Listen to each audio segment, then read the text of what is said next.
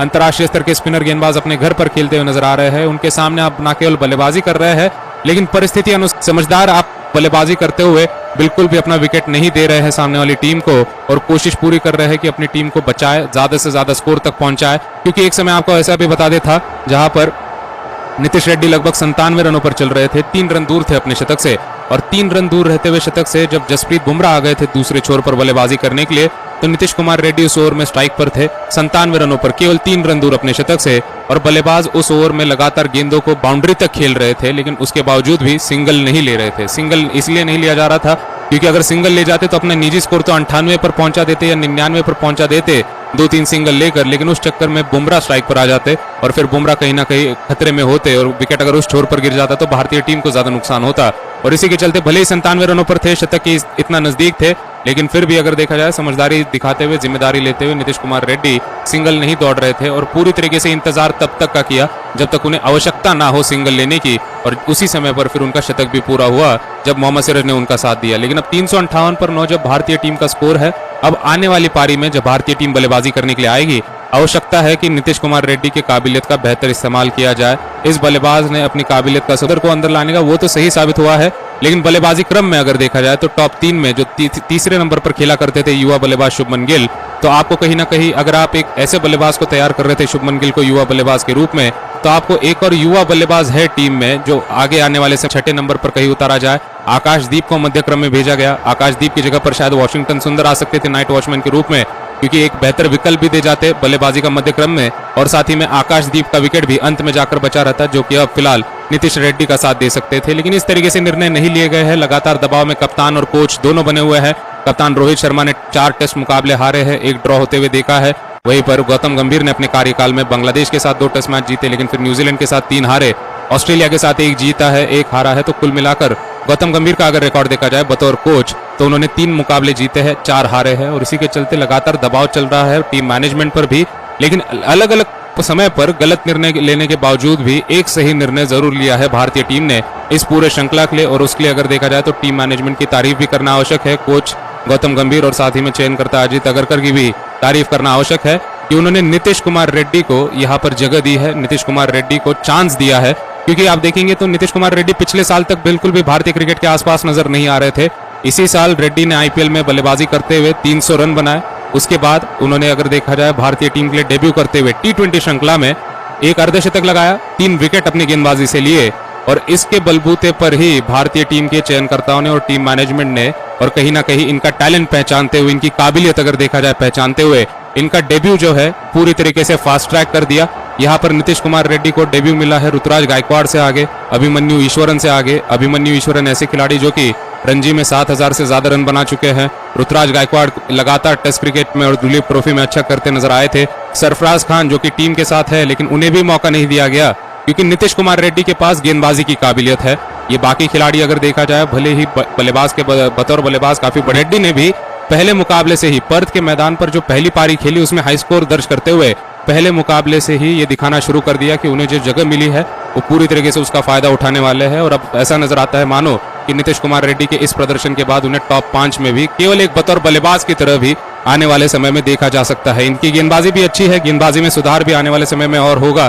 केवल 21 वर्षीय ये खिलाड़ी है, कहीं ना कहीं आने वाले सालों में जब गेंदबाजी में भी सुधार करेंगे तो भारतीय टीम के लिए एक बहुत ही जबरदस्त ऊंचे शैली के ऑलराउंडर ये बनते नजर आने वाले हैं। लेकिन टीम मैनेजमेंट और चयनकर्ताओं की तारीफ करना आवश्यक है कि इतने छोटे करियर में इतने कम समय में, क्योंकि रणजी में आपको बता दें नीतीश कुमार ने 500 या 600 रन भी ढंग से नहीं बनाए थे, लेकिन उसके बावजूद भी उन्होंने टेस्ट क्रिकेट में डेब्यू दिया गया। चयनकर्ताओं ने इन्हें डेब्यू दिया, टीम मैनेजमेंट ने इन पर भरोसा दिखाते हुए सीधा मुकाबले में भी उतारा, और कहीं ना कहीं नीतीश कुमार ने भी उस भरोसे पर खड़े उतरते हुए रन बनाए हैं। गेंदबाजी से भी एक आध समय पर विकेट लिए हैं, लेकिन रनों का योगदान इनकी तरफ से ज्यादा महत्वपूर्ण साबित हुआ है, खास करके इस मैदान पर, इस मुकाबले में जहां पर भारतीय टीम काफी पिछड़ रही थी, काफी पीछे चल रही थी। लेकिन अब देखना है कल के दिन पर किस तरीके से भारतीय टीम बल्लेबाजी करती है। कल के दिन पर आते हुए एक ही विकेट है भारत के पास। भारत 20-25 रन और जोड़ना चाहेगा,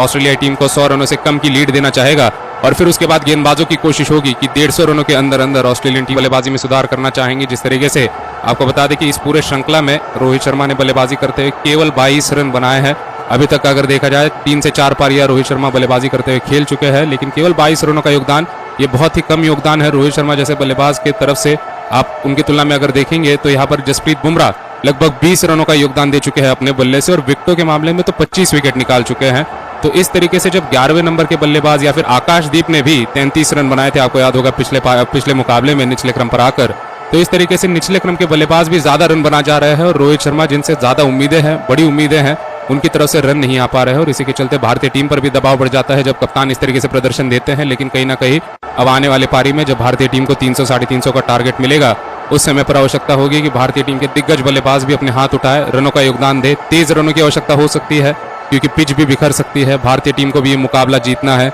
अगर लगातार वर्ल्ड टेस्ट चैंपियनशिप के फाइनल में जाना है। लेकिन देखना है कल के दिन पर किस तरीके से खेल होता है। बहुत ही रोमांचक होने वाला है चौथे दिन पर अगर भारतीय टीम के गेंदबाज ऑस्ट्रेलियन टीम के बल्लेबाजों को जल्द से जल्द ऑल आउट कर पाते हैं और अपनी टीम को केवल 250 या 300 का टारगेट देते हैं, तो कहीं ना कहीं एक ऐसा मुकाबला होगा जो भारतीय टीम जीत भी सकती है, और एक बहुत बड़ी जीत होगी क्योंकि पहले पारी में पिछड़ने के बाद फिर पीछे से आकर भारतीय टीम ने ऑस्ट्रेलियन टीम को हराया होगा। लेकिन कहीं ना कहीं ऐसा भी अब हो सकता है कि ऑस्ट्रेलियन टीम अगर बहुत ज्यादा समय ले जाती है, अगर मानिए कि कल के पूरे दिन बल्लेबाजी कर लेती है या फिर 2 या 2.5 सेशन बल्लेबाजी कर लेती है और भारतीय टीम को 400 तक का टारगेट दे देती है तेज बल्लेबाजी करने के बाद, तो फिर परेशानी इतनी बढ़ सकती है कि ये मुकाबला ड्रॉ की तरफ भी बढ़ सकता है। लेकिन ऐसा होने के आसार कम है क्योंकि दोनों ही टीमें कोशिश कर रही है जीत की, तो ऑस्ट्रेलियन टीम भी इतना टारगेट देने की कोशिश करेगी कि भारत की टीम के बल्लेबाजों को भी, खिलाड़ियों को भी लालच महसूस हो जीत का, और उस चक्कर में कहीं ना कहीं जोखिम उठाए, तेज बल्लेबाजी करने की कोशिश करे, और फिर उस चक्कर में ऑस्ट्रेलियन टीम के गेंदबाजों को भी विकेट लेने का मौका बन पाया। पहले मुकाबले में भी हमने देखा था रेड्डी की तरफ से ही पर्थ के मैदान पर रन आए थे, बीच में वॉशिंगटन सुंदर ने भी रन बनाए थे इससे पहले, और इस पारी में भी वॉशिंगटन सुंदर की तरफ से रन आ चुके हैं। लेकिन कल के दिन पर अब आवश्यकता होगी भारतीय गेंदबाजों की बेहतर गेंदबाजी करने की। मोहम्मद सिराज जो कि बिल्कुल विकेट नहीं ले पा रहे हैं, उनकी तरफ से अगर विकेट आना शुरू हो जाता है, जसप्रीत बुमराह अगर अपनी लय को कायम रखते हैं और आएंगे और आत्मविश्वास के साथ बेहतर गेंदबाजी, बेहतर फील्डिंग और बेहतर बल्लेबाजी आने वाली पारी में करना चाहेंगे, और कोशिश करेंगे कि जो कुछ यहाँ पर नीतीश रेड्डी और वॉशिंगटन सुंदर ने मौका बनाया है जीत का, उसे पूरी तरीके से अपनाया जाए और इस मुकाबले में जीत हासिल की जाए। अभी भी ऑस्ट्रेलिया टीम 116 रन आगे जरूर है, लेकिन कोशिश जरूर होगी भारतीय टीम की कि अंतिम पारी में ऑस्ट्रेलिया को 150 तक रोकते हुए, 200 तक रोकते हुए 300 का टारगेट अपने पास लेकर किसी भी हालत में वो 300 रन चेज किए जाए। बैटिंग कंडीशंस अच्छी बने रहने वाली है, बिल्कुल भी ज्यादा बारिश के आसार नहीं बताए गए हैं। आज बहुत ज्यादा पिछड़ते हुए नजर आ रही थी, काफी पीछे चल रही थी, फॉलो ऑन के स्कोर से भी भारतीय टीम पीछे थी, और कहीं ना कहीं आवश्यकता थी बड़े स्कोर्स की बल्लेबाजों से, जिसमें रविंद्र जडेजा और ऋषभ पंत ने तो दिन की शुरुआत की, लेकिन ऋषभ पंत हो या फिर रविंद्र जडेजा हो, ज्यादा समय तक क्रीज पर नहीं टिक पाए। खास करके अगर देखा जाए तो ऋषभ पंत जिस तरीके का शॉट खेलते हुए आउट हुए, काफी ज्यादा निराशाजनक वो शॉट था, काफी ज्यादा आलोचना के भी पात्र बने। मैदान पर बने हुए सुनील गावस्कर, जो कि बॉर्डर गावस्कर ट्रॉफी की अगर देखा जाए, जो गावस्कर साहब है वो मैदान पर। हेलो दोस्तों, अगर ये हमारी वीडियो पसंद आई हो तो वीडियो को लाइक और चैनल को सब्सक्राइब करें, क्योंकि ऐसी वीडियो आपके लिए लेकर आता रहूंगा। खेमे में नहीं, लेकिन ऑस्ट्रेलियन ड्रेसिंग रूम में चले जाने चाहिए विकेट गिरने के बाद। जिस तरीके से वो इतना आसानी से अपना विकेट देकर एक तोहफा दे चुके हैं ऑस्ट्रेलियन टीम को, और कहीं ना कहीं बहुत ज्यादा गुस्साए हुए नजर आ रहे थे सुनील गावस्कर भी मैदान पर। जिस तरीके की परिस्थिति में जिस तरीके के शॉट लगाने चाहिए, जिस तरीके की समझदारी बल्लेबाज को दिखानी आवश्यक है, उस तरीके से नहीं दिखा पाए ऋषभ पंत, और एक काफी ढीला शॉट खेलते हुए जब आउट हुए तो ऐसा लगा था कि भारतीय टीम अब यहाँ से आगे बढ़ते हुए काफी जल्दी ऑल आउट होती नजर आएगी और फॉलो ऑन के स्कोर के अंदर अंदर ऑल आउट होती नजर आएगी। लेकिन फिर वॉशिंगटन सुंदर और नीतीश रेड्डी ने एक बहुत बड़ी साजिश। हमारे इस चैनल को सब्सक्राइब करें।